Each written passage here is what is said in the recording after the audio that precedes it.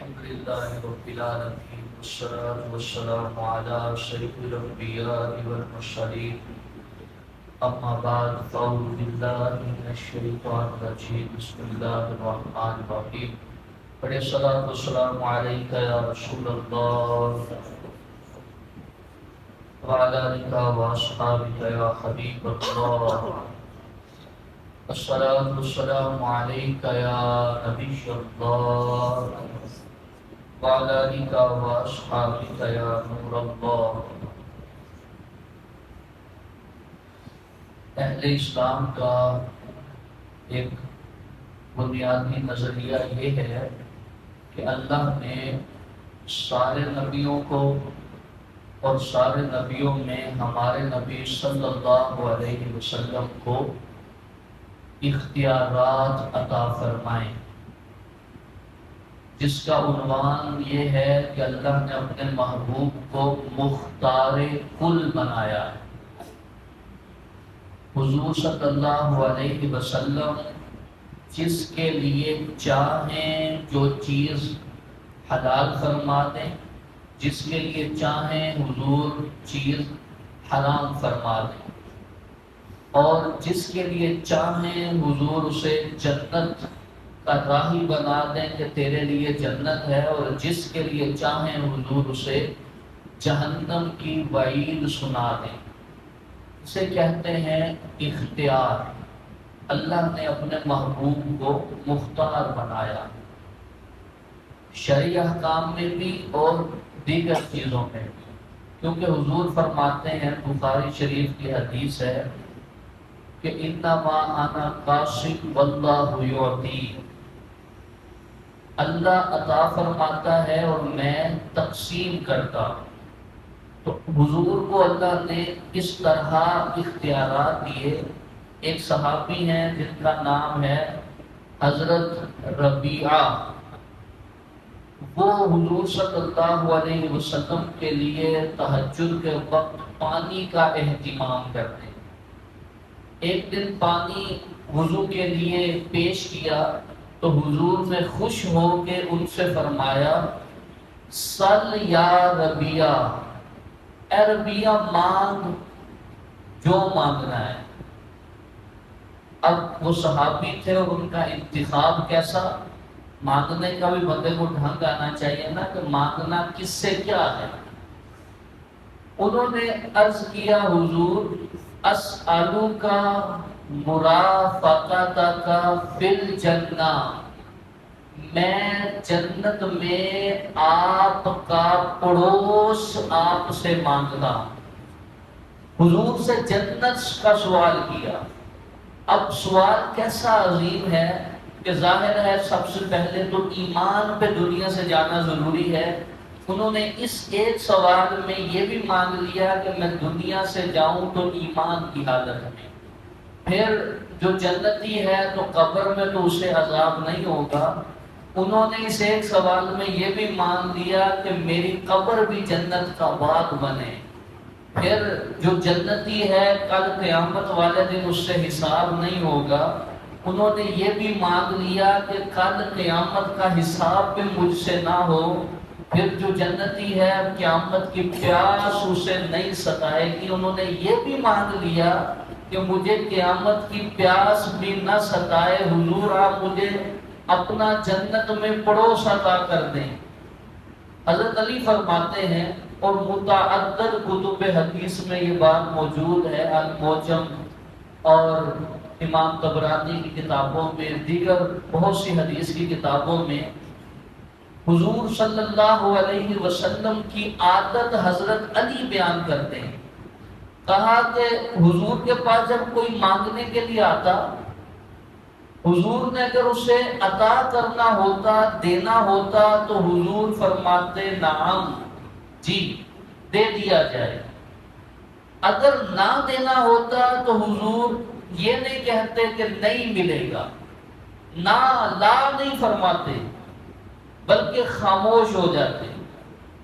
ایک عرب کے دیہات کا رہنے والا شخص حضور کی بارگاہ میں آیا اور آ کے سوال کرتا ہے، مانگتا ہے۔ حضور اس کی طرف توجہ نہیں فرمائی، خاموشی اختیار کی۔ پھر مانگا، حضور نے پھر خاموشی اختیار کی۔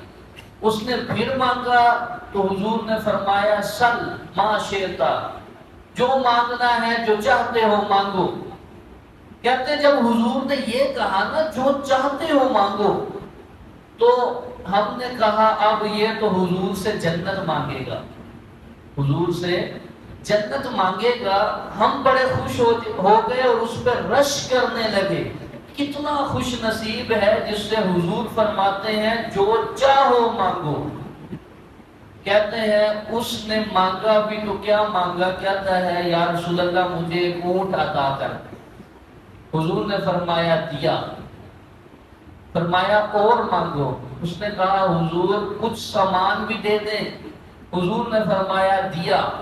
دینے کے بعد فرمایا تو موسیٰ علیہ السلام کی امت کی اس بوڑھی عورت کی طرح بھی نہیں مانگ سکا،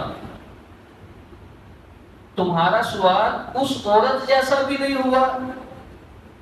عرض کی گئی وہ عورت کون ہے، کیا اس نے کیا تھا؟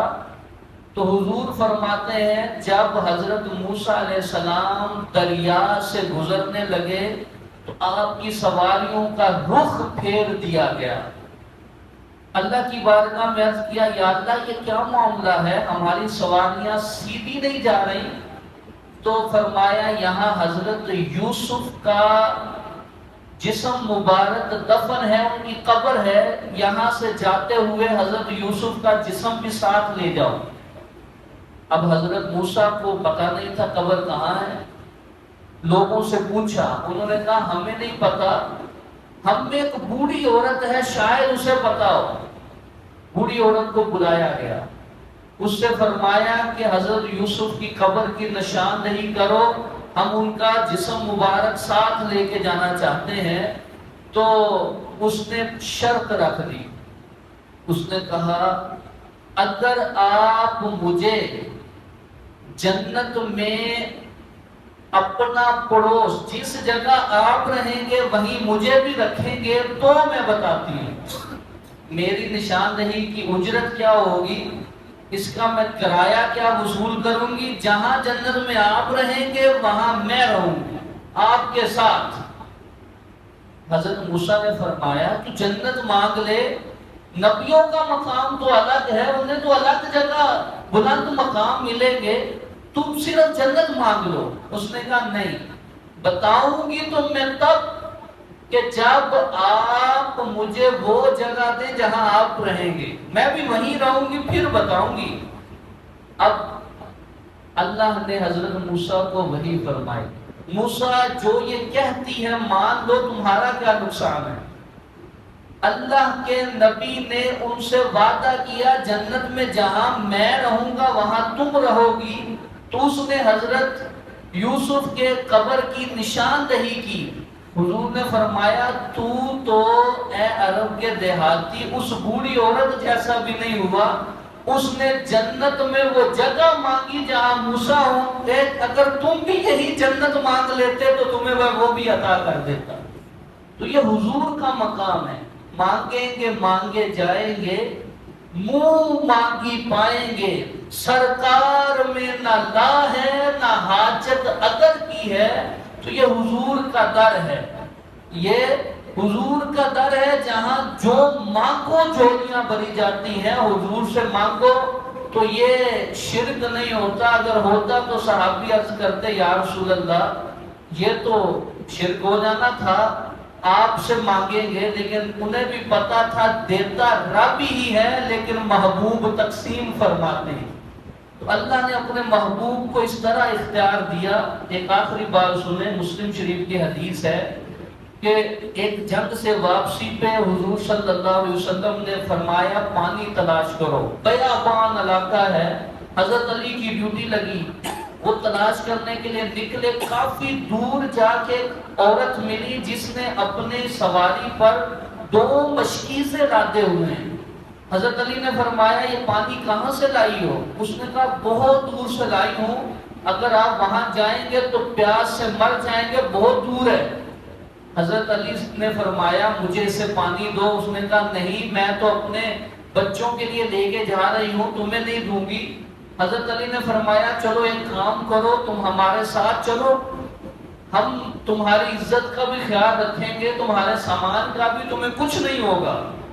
حضرت علی اس عورت کو لے کے حضور کی بارگاہ میں آئے، آ کے عرض کیا کہ یا رسول اللہ یہ معاملہ ہے، اس عورت کے پاس پانی ہے اور یہ بتاتی ہے کہ پانی بہت دور سے لائی ہے۔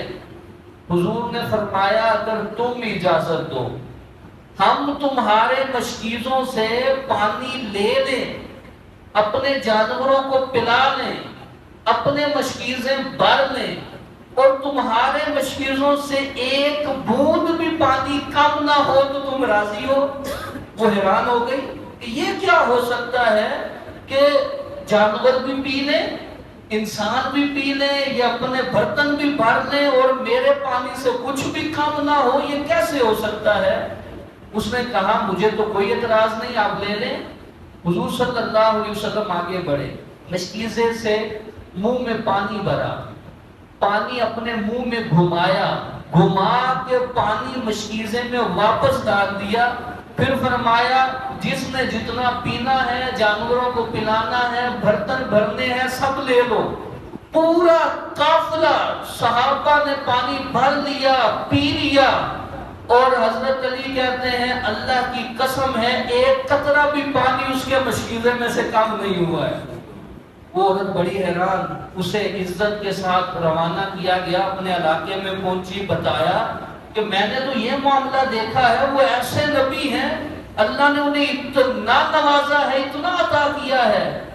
وہ قبیلے والے سارے کے سارے حضور کی بارگاہ میں حاضر ہوتے ہیں اور کلمہ پڑھ کے مسلمان ہو جاتے ہیں۔ تو یہ ہے اسلام کا بنیادی عقیدہ کہ اللہ نے ہمارے محبوب کو یہ اتھارٹی دی ہے کہ جس کو جو چاہے عطا فرما دیں، یہ رب کے محبوب ہیں، اللہ نے اتنا عطا کیا ہے۔ اللہ پاک ہم سب کو صحیح عقائد، صحیح اعمال اپنانے کی توفیق عطا فرمائے۔